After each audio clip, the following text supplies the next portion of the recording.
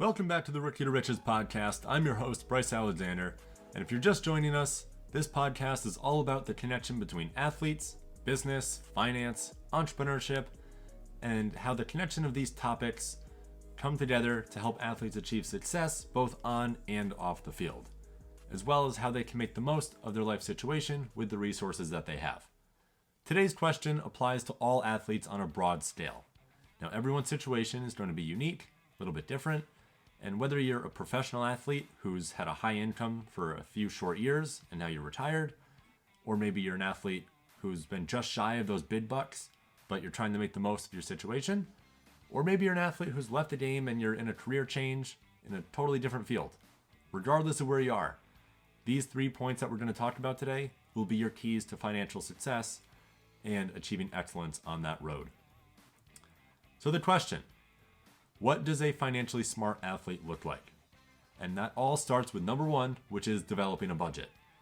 All financially smart athletes will track their income and expenses in some sort of form. Ideally, it will be written down so you can check it and reference it at any point, but the main components of a budget are giving every single dollar that you have a specific purpose. And the first thing that you have to look at is your income. There's gross pay and then there's net pay. Gross pay is if you have a salary of $100,000. That's before your taxes are taken out. When your taxes are taken out, that's called your net pay. And net pay is what you actually keep in your bank account. So your budget has to start with what's actually going into your bank account instead of making that mistake of budgeting for more than you're actually going to keep. Once you have your income determined, then you need to assign a purpose for every dollar. That can be whatever you like.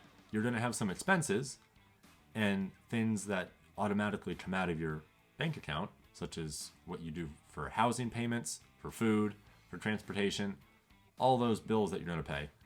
But then you also want to give your money a purpose for the fun stuff that you like in life too. And we'll touch more on that later. But step one is develop a budget and track those expenses. The next component of that budgeting aspect is to live below your means. So if you know that you have $10,000 every month that you can spend, don't spend more than that. It sounds basic, but if you do, you're going to end up with hardship. If you see how much money you have to spend less than that. And then the rest will be used to build up your savings and your overall net worth, and your financial health will be through the roof. So live below your means after seeing how much you have to spend. And then the third step is just be accountable. This is the hard part because instant gratification is a lot more fun than developing a long-term plan. But if you can have your plan with your goals and your budget written out, stick to it. And if you stick to it for a long time, you will be successful no matter what stage of life you are, no matter what your income is, and no matter what you're up to career-wise. So develop a budget, track the income and outgo, live below your means, and be accountable. That is the first task of a financially smart athlete.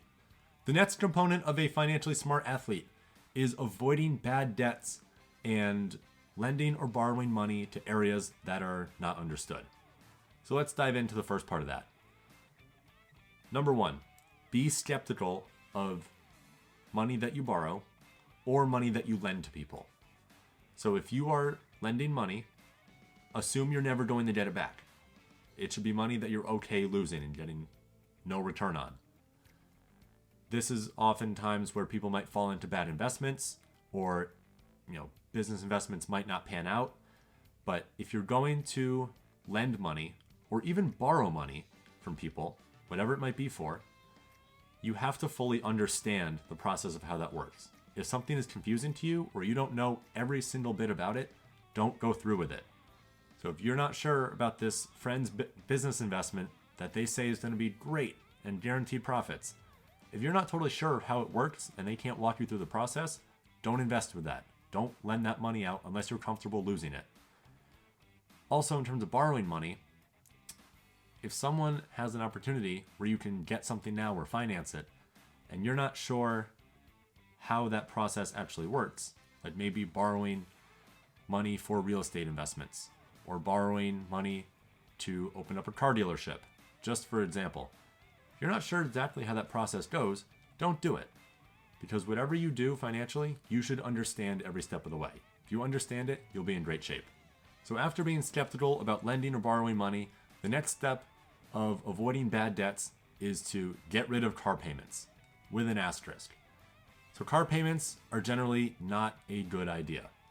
First of all, vehicles almost always lose value through depreciation. And secondly, they're expensive.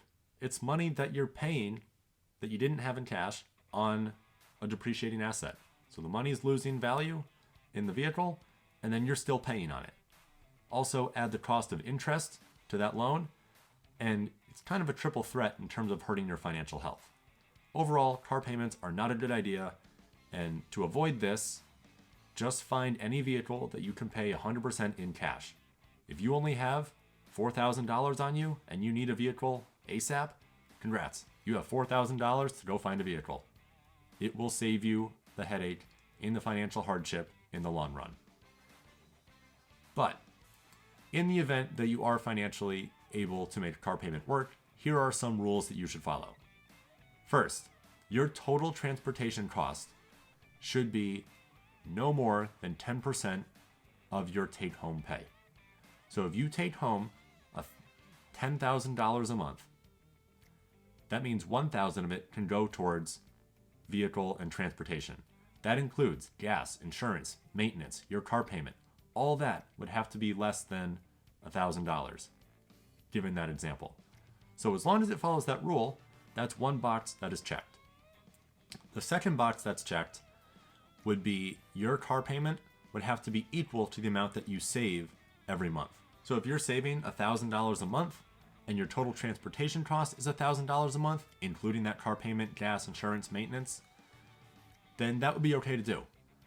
But if your car payment is $1,000 a month, we'll use it again, and you're only able to save $500, that box would not be checked and a car payment would not be a good decision for you in that case. Obviously, there are some asterisks where you can move money around, but overall, avoid bad debts such as car payments. The last thing that a financially smart athlete will do in terms of bad debts are credit cards. Don't rack up credit card debt. And here are your 2 rules for using credit cards that will keep you successful with them. First of all, don't spend any money on a credit card that you couldn't already afford in cash.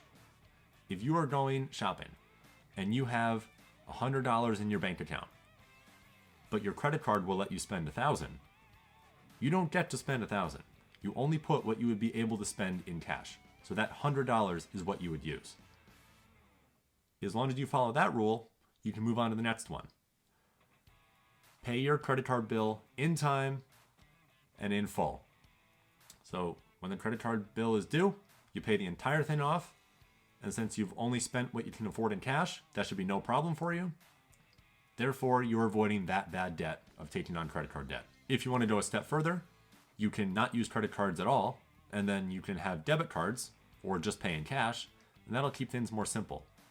But in the event you do want credit cards for maybe some of the rewards or the extra benefits they might offer, that's okay. Just make sure you follow the rules of only buying things that you can afford in cash and pay them in full and on time. The third thing that a financially smart athlete will do, and this brings us to our concluding factor, is developing a savings investing plan for the short and the long term. Ultimately, we have goals. We have goals for a lot of things that we want to do. And money is a tool that helps us achieve many of these goals. But the first thing that we have to start out with before getting to these is establishing an emergency fund. An emergency fund is 3 to 6 months of our current lifestyle expenses. So take the expenses that you have right now, and you should be able to see them in the budget that you made in step 1. Add them all up, see all the expenses you have, and multiply that by 3. If you are spending $3,000 a month, multiplied by 3, that's $9,000. You should have a minimum of $9,000 in a savings account that you save for emergencies. And ideally, since I said 3 to 6 months, you double that, you want between $9,000 and $18,000 if your expenses are $3,000 a month. But again, 3 to 6 months of current expenses in a savings account for things such as emergency medical bills, or maybe you have a job loss or a natural disaster hits your home, or any of these whammy expenses that we really can't control, as long as we can have some sort of a buffer set aside in a bank account, we'll be able to weather the storm and get through any situation that really happens in our best method of preparation. So 3 to 6 months of current expenses in a savings account that you touch for emergencies. The second part is investing at least 20% of your take-home pay towards retirement or your future savings. So again, if we'll use $10,000. If you make $10,000 a month, 20% of that is $2,000. You should be putting at least $2,000 away for your future goals and savings so that you can live your lifestyle financially free. The quicker that you want to be financially free, just invest a larger percentage of your money and you'll be able to be financially free sooner. But 20% is a great starting point and something that almost everyone should be able to achieve with a little bit of targeted effort. Now, with this 20% that you're investing, put it in a safe place that's meant for growth. So ideally, some sort of index fund or a mutual fund or an ETF that mirrors the S&P 500 or the total stock market as a whole. Diversity in portfolios is a great way to mitigate risk and also see larger potential for growth.